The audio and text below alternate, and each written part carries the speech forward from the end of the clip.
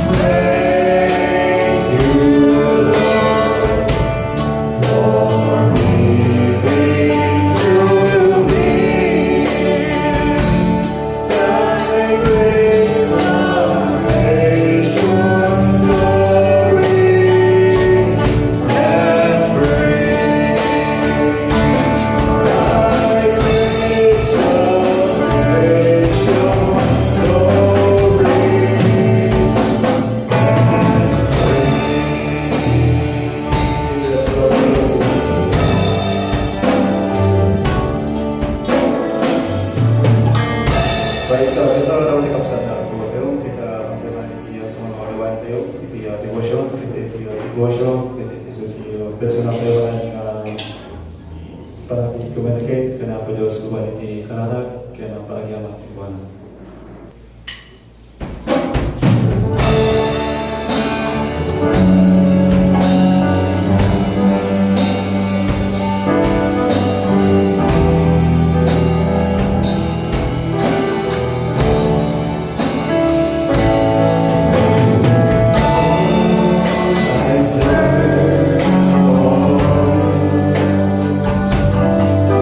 I long to be